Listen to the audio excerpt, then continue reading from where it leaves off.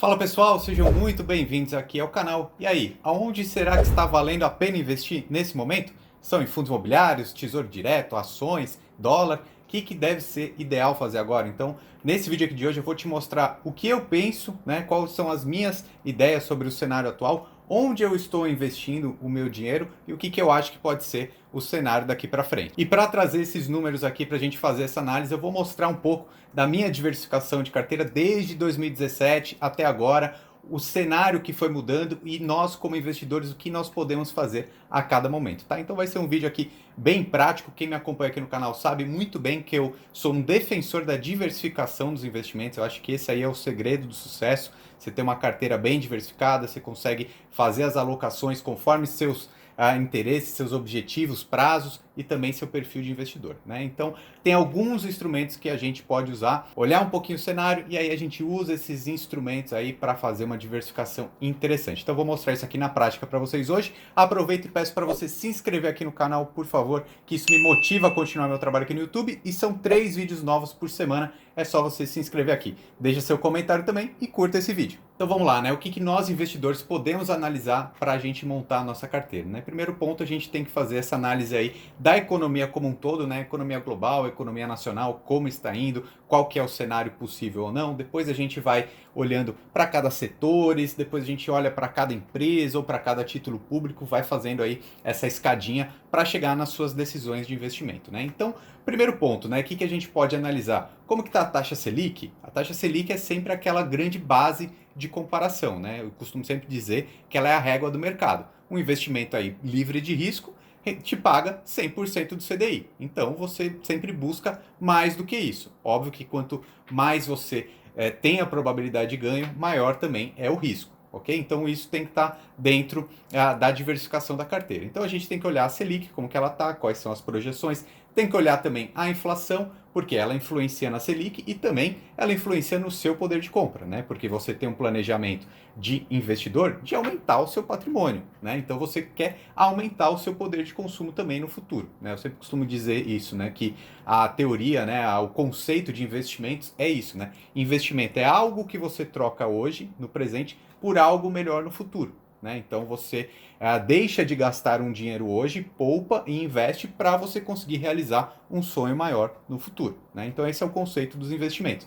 Então vamos lá, você olhou a inflação, você olhou a Selic, aí precisa olhar como um todo o cenário nacional e internacional. Por quê? Porque aí o dólar tem muita influência, né? O dólar é uma moeda, a gente não costuma encará-la como um investimento, né? Ela é mais uma moeda, então ela vai servir ali como uma proteção, mas é preciso ficar atento. Ok, então vamos na prática aqui. Eu quero mostrar para vocês aí, desde 2017, quais foram sendo as minhas decisões como investidor, porque cada cenário, cada análise vai mudando um pouco a carteira, né? Sempre fazendo um balanceamento. Então eu vou te mostrar na prática aqui o que é um balanceamento de carteira, tá? Eu vou começar a mostrar aqui para vocês lá em 2017. Por que 2017? Porque foi nesse momento que eu comecei a investir mais na renda variável, tá? Então até esse momento eu investia muito na renda fixa. Inclusive vou colocar até na tela aqui para vocês verem, porque naquela época a taxa Selic era super alta, ó. Você pode ver que de 2015, 2016 inteira, a taxa Selic pagava 14,25% ao ano. Isso livre de risco. Então, naquele momento da nossa economia, não era tão interessante assim você tomar o risco de investir nas ações, a não ser que você conhecesse muito aquilo que você estava investindo. Por quê? Essa régua de comparação já pagava 14% ao ano, 14,25%. Essa mesmo que hoje está pagando 3%. Tá? Então a gente consegue ver que, analisando a taxa Selic, a gente vê um movimento de migração da renda fixa para a Bolsa de Valores, muito por causa disso. Então, assim, em 2015, 2016, era muito fácil colocar um dinheiro ali todo na renda fixa e ter uma rentabilidade super alta, né? Então, ali para um investidor conservador ou iniciante, não tinha muita dor de cabeça. Colocava na renda fixa, o mais difícil era poupar, né? Poupar o dinheiro todos os meses, depois você colocava na renda fixa e rendia aí quase 14% ao ano. Então, a partir de 2017, lá para janeiro, abril, meio do ano já tinha caído bastante, né? Dos 14 já estava em 10%, depois caiu para 9, caiu para 8. Então, nesse momento, eu comecei a diversificar mais a minha carteira. Então, eu vou até mostrar aqui na tela para vocês.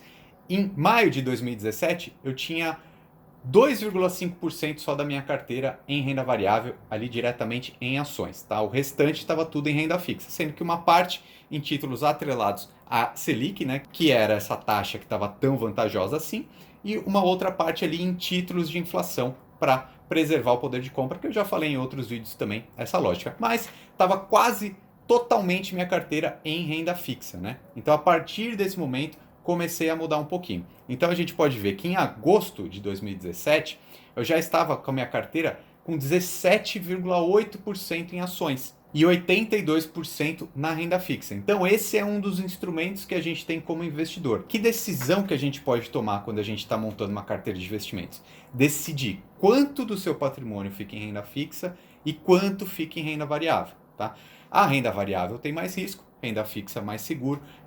Na renda variável o potencial de lucro é maior, mas também o potencial de queda. Tá? Então tem que ser uma fatia do seu patrimônio que você esteja tranquilo, que você esteja seguro para investir ali, tomar o risco e nunca para curto prazo, tá bom? Então foi isso que eu fiz, eu já comecei a fazer essa migração um pouquinho, então a gente pode até ver, se a gente for pegar ali de agosto até o pico que foi em janeiro de 2020, teve uma alta de 75%, né? O Ibovespa, né, que é a grande média das ações. Então aquele momento, né, a diminuição da taxa Selic não foi por acaso, então por isso que a gente tem que fazer uma análise do mercado como um todo. Selic baixando muito, as ações do Ibovespa começou a aumentar e eu comecei a aumentar a minha participação, né, da minha carteira em ativos de renda variável. E aí continuou 2017, né, dentro desse cenário, e em janeiro de 2018 eu já comecei a investir também em fundos imobiliários, né? Então eu comecei a investir em ações, já comecei, e aí em janeiro de 2018 já tinha alguns fundos imobiliários também. Então a minha participação de renda variável na carteira aumentou para 30% e a renda fixa 70%. E você se lembra que 2018 foi um ano eleitoral, né, para a presidência da República, e todo ano eleitoral de presidência é muito volátil na Bolsa de Valores, né? É muita especulação, então acaba tendo essa volatilidade alta. Eu tinha 30% do meu patrimônio ali na renda variável e os outros 70% na renda fixa, então eu comecei a ter uma certa preocupação com essa volatilidade muito grande que estava tendo. Foi aí que eu comecei a investir em dólar. Por quê? Proteção. Tá? Esse conceito é muito importante. Então a gente tem a renda fixa, tem a renda variável e a proteção. E a proteção serve para quê? Para quando a renda variável cai. Se a renda variável cai, essa proteção ali, ou em dólar ou em ouro, vai fazer com que a queda do seu patrimônio seja menor. Então, quando a gente investe em dólar ou em ouro, a gente não está querendo ganhar muito dinheiro com isso. A gente só está querendo se proteger com a outra parte da carteira que pode dar errado. Então, se eu invisto em dólar, por exemplo, eu não quero que ele suba, na verdade. Porque provavelmente, se ele subir, as minhas ações vão cair, né? E não é isso que eu quero. Eu prefiro que minhas ações subam e o dólar fique ali estável. Enfim, em julho de 2018, eu já estava ali com 67,5% da minha carteira em renda fixa, 27,5% em ações e fundos imobiliários e ali já tinha 5% em dólar. Muito bem, aí a gente foi para 2019. Quem me acompanha aqui no canal, nas outras redes, sabe que eu falei que 2019 era o ano do investidor, né? E realmente era, porque a gente tinha um tripé de conceitos econômicos ali acontecendo muito favoravelmente, né? A gente tinha Selic baixa, inflação baixa também, totalmente sob controle, e PIB em alta. Então, assim, foi a tempestade perfeita ali, positivamente, né? O que a gente está vivendo hoje, agora em 2020, é uma tempestade perfeita, só que negativamente, né? Então, aquele cenário mesmo de 2019 foi muito positivo, tanto que acabou o ano ali, tanto o Ibovespa quanto o IFIX, que é o índice dos fundos imobiliários, quanto o Tesouro Direto, tudo subiu aí na casa dos 30% ao ano, né? Então foi realmente um ano muito bom. Então em 2019 eu comecei a ficar mais confiante, né, com as ações, com a renda variável e investir um pouquinho mais, né? Quem estava presente, quem já estava investindo em 2019, sabe que o Brasil era o queridinho naquele momento, né? Isso é uma coisa que a gente tem que olhar sempre geopoliticamente falando, né, e economicamente no mundo, para saber qual o país que está sendo mais interessante investir. Eu vejo muita gente falando em investimento dolarizado hoje, depois mais para o final eu vou falar sobre isso, só que a gente tinha que entender que 2019 o Brasil era o grande queridinho do mercado, porque a gente tinha vindo de anos muito negativos no PIB, né, 2015 e 2016, quase 7% no acumulado, enquanto os outros países estavam em alta, então a gente tinha aí esse gap, né, esse buraco. Então a probabilidade da gente crescer era muito maior do que os outros países crescerem. E realmente foi o que aconteceu em 2019, porque a gente tinha esses conceitos econômicos andando junto. Né? Então, beleza, 2019 comecei a investir mais na renda variável. Lá em março de 2019 eu estava com 60% na renda fixa, 36% em ações e fundos imobiliários e 4% em dólar. E aí é interessante eu falar sobre esse rebalanceamento natural que a carteira faz. Tá? Eu tinha colocado, era 5% da minha carteira em dólar. Né? Só que aí as ações valorizaram muito. Então, automaticamente, o proporcional de dólar da minha carteira saiu de 5 para 4. Não quer dizer que eu vendi dólar, mas é que as outras partes valorizaram tanto que esse representava menos. Tá? Daqui a pouco eu mostro um exemplo mais na prática também. E aí, o momento que eu tive maior fatia de renda variável na minha carteira foi em setembro de 2019. Tá? Eu tinha de ações e fundos imobiliários 39%, de renda fixa só 55%, e dólar e ouro já representavam ali 6% da minha carteira. Tá? Nesse momento, como eu estava com muito dinheiro investido na renda variável, em ações e fundos imobiliários, eu olhei para isso e fiquei meio preocupado. Óbvio que não porque eu sabia que ia cair, né? Ninguém sabia que ia cair em fevereiro de 2020. Mas quando eu vi que uma grande parte do meu patrimônio estava concentrado em um ativo ali de tanto risco, de tanta volatilidade, que é a bolsa de valores, eu achei que eu precisava me proteger mais. Então, a partir desse momento, mais ou menos lá em setembro de 2019, todos os meses eu comecei a investir em dólar. Né? Que foi isso que salvou a minha carteira agora em fevereiro, né? Em fevereiro, março, mais ou menos. Né? Esse investimento em dólar, por eu estar tão alocado em ações, eu precisava de mais proteção. E foi o que eu fui fazendo ali todos os meses. Até que em janeiro de 2020 eu estava com 60% de renda fixa, 30% de ações e fundos imobiliários, e o dólar e o ouro já representavam 10% da minha carteira. Né? Então nesse momento eu fiquei bem tranquilo. Tinha 30% ali em ações e fundos imobiliários que eu confiava, 60% ali em renda fixa para garantir meu patrimônio e 10% de proteção. E aí foi o que aconteceu lá em fevereiro, né, que de repente veio o coronavírus, em março mais ou menos, e aí proporcionalmente as ações e os fundos imobiliários da minha carteira caíram muito, né? E o dólar automaticamente subiu. As ações e os fundos imobiliários que representavam 30% do meu patrimônio caíram para 20,3, tá? Isso não quer dizer que eu vendi nada, simplesmente elas valiam isso e agora estavam valendo menos. E o dólar foi para outro sentido. Ele era 10% da minha carteira, de repente ele estava representando 15%, apenas por causa dessa supervalorização que o dólar teve esse ano. Dólar e o ouro, né? Quando eu tinha mais dólar, mas também tenho o ouro como proteção. Para entender melhor aqui o que é esse balanceamento automático da carteira, né? Pensa aqui comigo. Digamos que você tenha 10 mil reais investidos, né? Como eu falei anteriormente, 10% seria dólar. Então, se você tinha 10 mil, você teria R$ 1.000 de dólar. Esses R$ 1.000, no mês seguinte, já não era mais 1.000, porque valorizou, virou 1.500.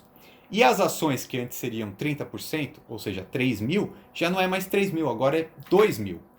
Percebe que dentro do seu patrimônio, proporcionalmente, esse dólar representa mais do que representava antes e as ações representam menos? Então isso é um balanceamento natural que a sua carteira faz pela volatilidade dos mercados mesmo. E como que você corrige isso?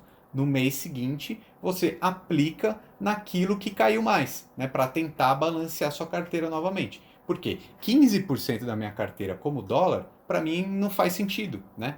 Eu acho que o dólar é proteção, ele não é um ganho de capital. Eu só tive esse ganho todo por causa da crise, não era para ter tudo isso. Então, nesse momento, o que eu acho mais interessante? Que já é o que eu estou fazendo.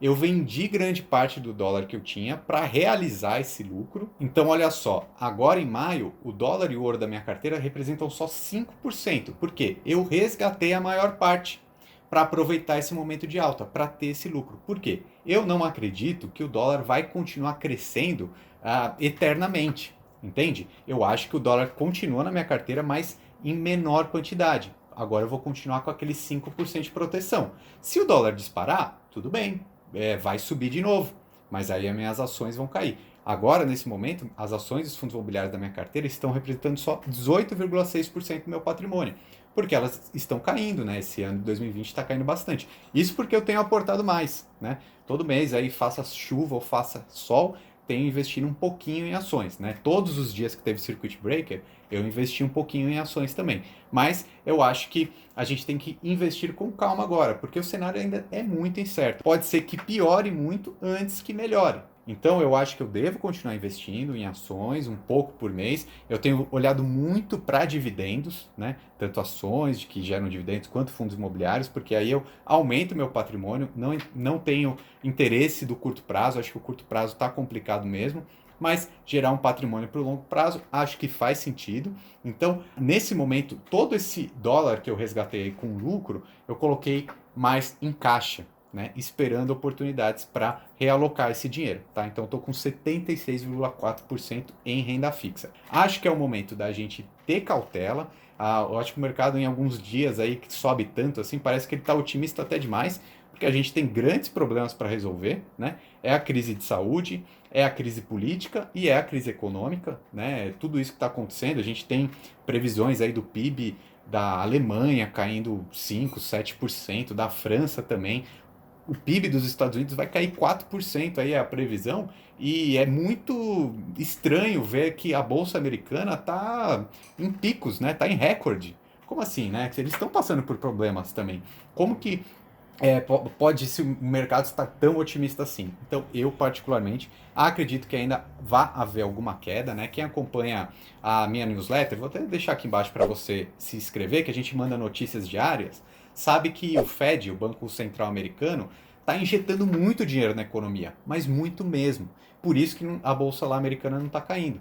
Então, assim, eu acho que isso aí é um movimento um pouco artificial. Em algum momento pode ser que o Fed não tenha mais dinheiro e aí a bolsa caia. Né? É óbvio que não tem como prever o futuro, mas eu acho que a gente tem que manter a calma, a cautela nesse momento e investir um pouquinho todo mês ali. Acho que ter dinheiro em caixa nesse momento é importante para quando a gente tiver uma visibilidade melhor do que vai acontecer, poder comprar ali com mais certeza. É óbvio que quando tiver uma visibilidade melhor, pode ser que o valor já esteja mais alto também, mas aí vai do perfil de cada um. E falando sobre essa questão de empresas dolarizadas, investir fora do país, que agora tá essa moda de falar sobre isso, eu acho que é o seguinte, é interessante sim investir fora do país, mas tem que se saber o timing certo também. Como eu disse, eu acho que nesse momento tá tudo muito caro lá. Né? Então acho que em 2019 o Brasil era o queridinho, né? Por isso que fazia muito sentido investir aqui. Agora, os próximos anos, 2021, 2022, provavelmente o Brasil não vai ser mais o queridinho. Aí sim vai fazer sentido pensar em investimentos lá fora, porque a gente tem muito problema para resolver aqui no Brasil, mas muito mesmo. E eu não vejo boas perspectivas aí nos próximos 2 anos de todas essas soluções políticas e econômicas que a gente está vendo. Né? Então é muito provável que a economia americana vá ter uma recuperação muito mais rápida que a brasileira, mas eu acho que lá ainda vai cair mais antes de melhorar, tá bom? É só uma percepção que eu tenho. E aí o pessoal fala assim sobre investir em ativos americanos, comprar, por exemplo, o IVVB11, que é um ETF que replica o índice das 500 maiores ações americanas, como uma proteção, tá? Eu já falei isso em outro vídeo, aí eu não acho que é tanto uma proteção assim. Acho que é você investir numa empresa americana, tá? Não é proteção. Por quê? Porque pensa comigo, o IVVB11 ele replica o resultado dessas empresas. Se essas empresas caem, né, se o mercado americano vier a cair mesmo, vai desvalorizar. E assim, normalmente quando o mercado americano desvaloriza, o mercado brasileiro cai também. Então, poxa, você estava aqui, caiu o americano, caiu o brasileiro, né? Mas aí o dólar subiu. Pô, então aqui é como se seu dinheiro tivesse subido um pouquinho. Porém, se você não tivesse esse IVVB11, mas se tivesse o dólar puro, a bolsa brasileira caiu, o dólar subiu. Né? Então, isso sim é proteção. Né? Mais ou menos esse ano aqui o dólar subiu 40%, o IVVB11 subiu, sei lá, 20, 30.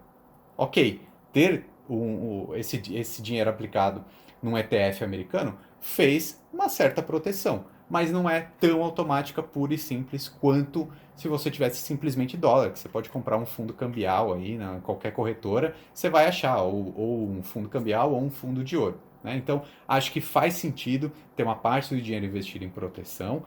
Tem pessoas também que não gostam de investir em proteção, mas investem em empresas brasileiras que são exportadoras. Então você pode ver que a Suzano cresceu muito esse ano, a Vale também cresceu bastante. Essas empresas de commodities que vendem, têm custos em real, mas vendem e lucram em dólar, também vão desempenhar bem. Né? Então faz sentido ter essa alocação de carteira aí. Tá? Mas defendo sim a diversificação, uma parte do seu dinheiro bem segura, uma parte com potencial de lucro ali nas ações, fundos imobiliários, seja no Brasil, seja nos Estados Unidos, mas sempre uma partezinha também na proteção em dólar e ouro, acho que faz bastante sentido, tá bom? Então se inscreva aqui no canal e continue acompanhando os nossos vídeos. Meu nome é Ricardo Natali e seja muito bem-vindo aqui ao canal Lucro FC.